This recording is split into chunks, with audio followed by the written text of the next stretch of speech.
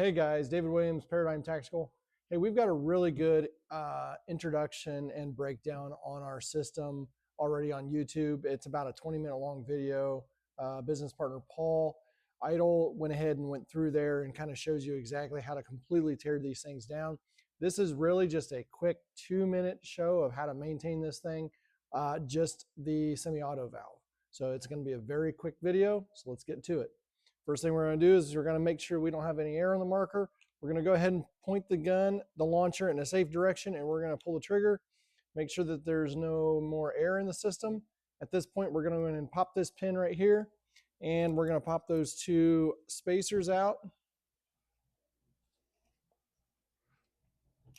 So there's a spacer on both sides, so you can see them on the pin there. Next thing we're going to do is we're just going to extract this bolt out the back. You can see the spring came out. Now from this point, we're just going to unscrew the back cap.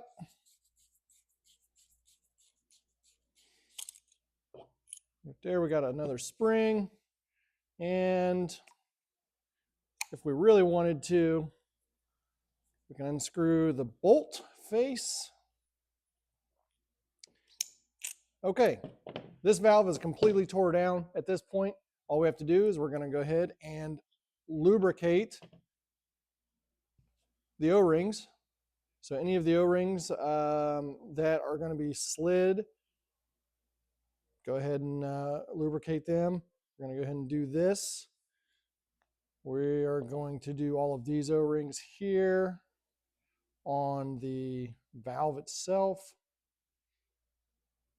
And inside here as well, we've got 2 O-rings on the inside and 1 on the other side. So there's a total of 3 inside O-rings. We're just going to go ahead and get some grease on those. Going to go ahead and reinstall this like that. Drop it all. Actually, before I do that, I'm going to go ahead and put a little bit of grease on the bore, inside bore of this.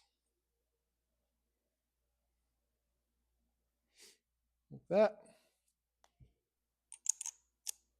Slide that all together. Once it's slid together, I'm going to go ahead and put a little bit of lubricant on the back side of there.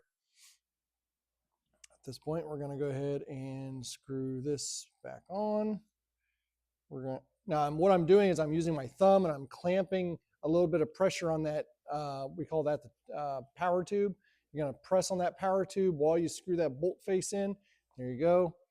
And the last thing we're going to do is we're going to lubricate the stem on the back. It doesn't matter if you have the volumizer or the standard. They're all the same as far as just lubricating that. Then we're going to take our spring. We're going to inspect the spring for any deformation or any failed positions. Looks good.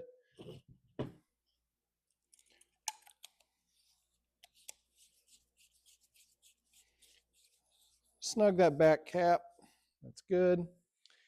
Last O-ring we're going to do here is we're going to do this bolt face.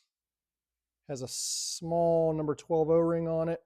And the last thing we'll do is we will take, just to make sure we have a little bit of oil on that bore. Sorry, grease. We're just going to put a little bit of grease in that bore like that. And then spring down the hole. Bolt back in. And then we're going to index. We're going to index that bolt so that the pin will slide into the grooves, just like that. And then we're going to take our washer on the other side, and there you go. This is now completely set up, re-oiled and lubed properly, and it's ready to go. So depending on how much you shoot, doing this maybe every 500 or 1,000 shots might be something to do until it's broken, until you're confident that it's reliable.